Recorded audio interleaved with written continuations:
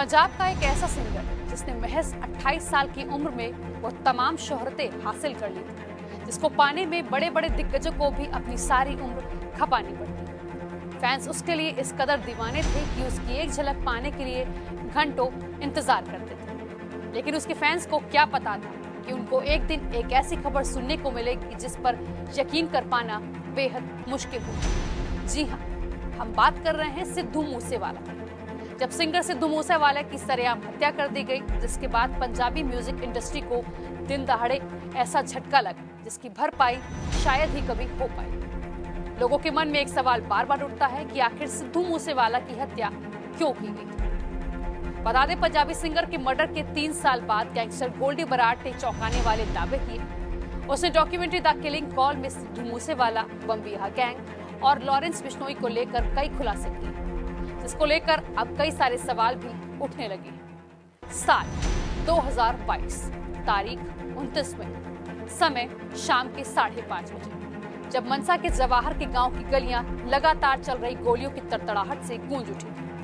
Punjabi music industry को दिन दहाड़े ऐसा झटका लगा जिसकी भरपाई शायद ही कभी हो पाई। सिंगर सिद्धू मूसेवाला की सरेआम हत्या कर दी गई और इस हत्या की जिम्मेदारी तब लॉरेंस बिश्नोई और गोल्डी बराड़ के गैंग की थी। लेकिन आज जब इस कचोट देने वाली वारदात को 3 साल बीत चुके हैं, तो वही परिवार से लेकर करोड़ों फैंस के दिलों और दिमाग में सैकड़ों सवाल ये कि क्या वाकई बिश्नोई और बराड़ गैंग ने सिद्धू मूसेवाला की हत्या की थी?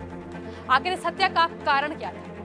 महज 28 साल के सिद्धू ने किसी का क्या बिगाड़ा था? लेकिन बीते बुधवार 11 जून 2025 को सिद्धू मूसेवाला के जन्मदिन पर बीबीसी की नई documentary series the killing call release हुई।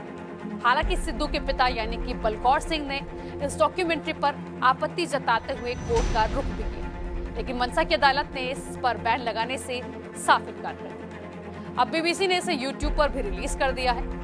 आपको बता दें, इस डॉक्यूमेंट्री में सिद्धू मूसेवाला की हत्या से जुड़े सवालों के जवाब तलाशने की कोशिश की गई। ये जानने की कोशिश की गई है कि आखिर यह हत्या क्यों की गई। द किलिंग कॉल के दूसरे एपिसोड में दावा किया गया है कि सिद्धू मूसेवाला और लॉरेंस बिश्नोई के आपस में संपर्क था, वो भी तब से जब वह कनाडा में रहता था, अपनी सिंगिंग करियर की शुरुआत कर रहा था। इसमें बताया गया कि गैंगस्टर लॉरेंस बिश्नोई और उसके विरोधियों के साथ मूसेवाला के संबंध भारत वापस लौटने के बाद गहरे हो गए और कहीं ना कहीं यही उनकी हत्या का कारण भी बन गया। इस डॉक्यूमेंट्री में हत्या के सह आरोपी और फरार गैंगस्टर गोल्डी बराड़ ने ऑडियो रिकॉर्डिंग के जरिए घटना का पूरा जिक्र किया। इस एपिसोड में बताया गया कि सिद्धू मूसेवाला कनाडा में रहने के दौरान से ही लॉरेंस बिश्नोई के संपर्क में था। उन्होंने यह भी कहा कि बिश्नोई के दुश्मन बम्बिहा गैंग के साथ भी सिद्धू की दोस्ती काफी बढ़ गई थी। सीरीज के इसी एपिसोड में सिद्धू और लॉरेंस के बीच टकराव की मुख्य वजह जानने की कोशिश की गई। म्यूजिक इंडस्ट्री से जुड़े एक अनाम सहयोगी ने बताया कि मंदिर धालीवाल एक गैंगस्टर था जो बम्बिहा गैंग का हिस्सा था। उसने कबड्डी मैच का आयोजन किया था। इसमें सिद्धू मूसेवाला को परफॉर्म करने के लिए भी बुलाया था, लेकिन लॉरेंस बिश्नोई नहीं चाहता था कि सिद्धू मूसेवाला उसके दुश्मन गैंग के साथ हो, पर सिद्धू उस कबड्डी वाले कार्यक्रम में पहुंचे थे। वहीं गोल्डी बराड़ ने ऑडियो रिकॉर्डिंग में इस वाक्य की जानकारी खुद दी। उसने कहा, पहला विवाद भागो माजरा में कबड्डी खेल को लेकर हुआ। हमारे राइवल यहीं से आते हैं, वहीं हमारे दुश्मन को बढ़ावा दे रहा था। तभी लॉरेंस और दूसरे लोग सिद्धू से नाराज हो गए। उन्होंने सिद्धू को धमकाया और कहा कि वे उसे नहीं छोड़ेंगे। लेकिन अपने अहंकार में सिद्धू मूसेवाला ने कुछ ऐसी गलतियां की जिन्हें माफ नहीं किया जा सकता था। अगस्त 2021 में विक्की मुंडेर-खेड़ा की हत्या हुई। वो लॉरेंस और गोल्डी दोनों का करीबी दोस्त था। बम्बिहा गैंग ने कथित तौर पर हत्या की जिम्मेदारी ली थी, लेकिन इससे सिद्धू के लिए मुश्किलें काफी खड़ी हो गई थी, क्योंकि वह बम्बिहा से दोस्ती करने के लिए काफी जाना जाता था। बाद में जब हत्या की चार्जशीट दाखिल की गई, तो सिद्धू के करीबी सहयोगी और दोस्त शगनप्रीत सिंह का भी नाम हत्या की साजिश रचने में मदद करने वालों के तौर पर दर्ज कर लिया गया था। दिल्ली पुलिस स्पेशल सेल के एसडीएस धालीवाल इस डॉक्यूमेंट्री में बताते हैं कि शगनप्रीत ने शूटरों की मेजबानी की थी, उन्हें रहने की जगह भी दी थी। बाद में शगनप्रीत देश छोड़कर फरार हो गया था।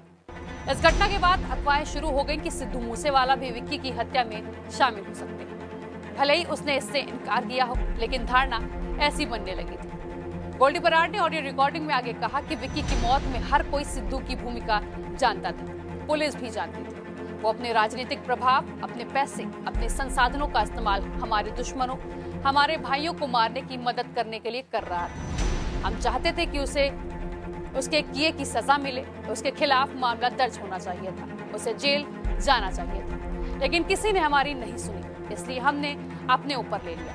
जब शराफत बहरे पड़े कानों में पड़ती है तो गोली की आवाज ही सुनाई देती है।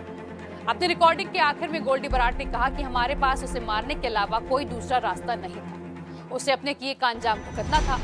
हमारी तरफ से बात बिल्कुल साफ थी, या तो आर या तो पार।